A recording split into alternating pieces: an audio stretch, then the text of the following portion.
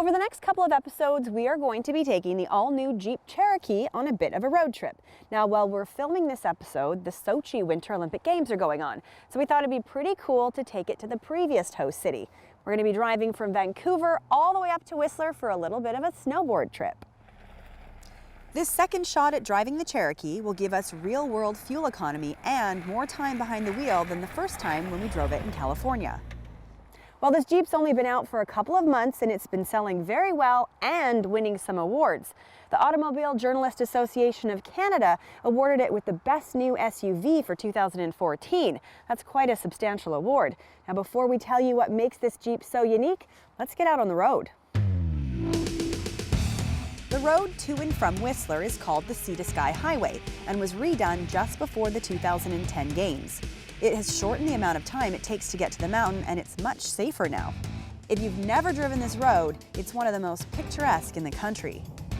Now, you probably remember the old Cherokee. It was a very boxy-looking truck-based SUV. Now, this vehicle is nothing at all like that vehicle. The new Cherokee is based off the compact US-wide architecture, as we call it within Chrysler. It is a platform that we started on the Dart. From there, we built off of that to put a new body on it for a top hat. Then the underpinnings for the suspension in the front and the rear were modified to accommodate the platform. The platform's very smooth, quiet, and refined, and the handling's impressive too. Now, some of the competition out there actually feels very basic and simple. Driving this Cherokee almost feels like driving a refined car instead of driving a small SUV. So we have two engines, a 2.4-liter four-cylinder, the Tiger Shark engine. We have a 3.2-liter V6, which is the Pentastar engine. It's a D-stroke 3.6-liter Pentastar that we utilize on our Grand Cherokee, our Chargers, our Challengers, as well as the 300. It can do anything that we expect the Jeep to do, and I think the customer will see it firsthand when they get it and be very, very impressed. The vehicle we have for this drive is the top limited model with the optional V6 engine, which is just a $1,300 upgrade from the four-cylinder base engine. That's a pretty good value. And boy, did Jeep load this one up for us to try. It has a technology group with things like a lane departure warning system, auto high beam control, forward collision mitigation system, automatic parking assist, and more for $17,950. Then the luxury package that includes leather seats, power liftgate, trailer tow package, V6 engine, and an automatic transmission, to name just a few. Now, not very many people will load up their Cherokee like this, but it does showcase the options available. Well, here we are in Squamish, about halfway to Whistler. We had enough time to give the Cherokee a quick wash, grab ourselves some coffee, and we'll have a chance to take a look at the interior.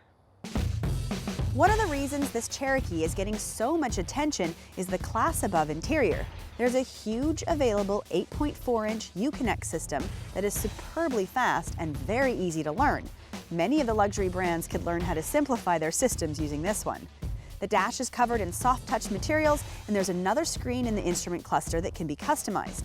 The design is very attractive, starting at about $23,500. It looks really good.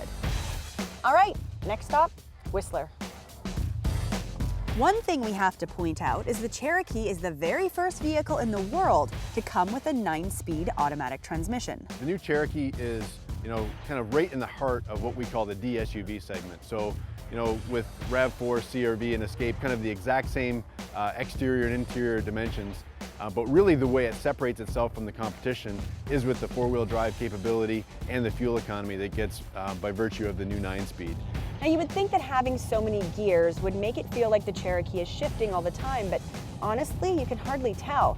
And having so many ratio options makes it quite pleasant when you're driving on mountainous highways like we are today.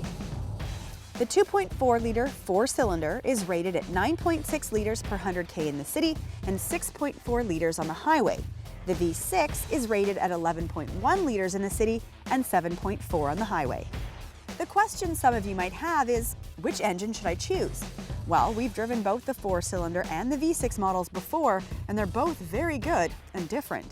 The four-cylinder feels a bit lighter in the corners and will deliver better fuel economy, but the V6 is more powerful, which will be better for someone that does a lot of highway runs like this.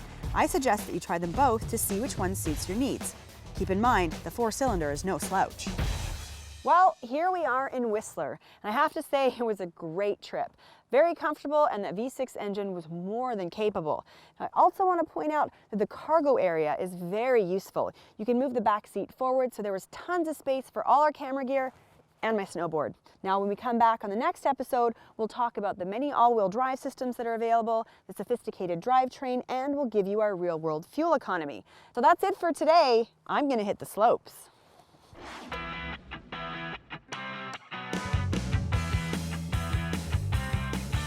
Looking for an SUV? All the reviews are available at drivingtelevision.com.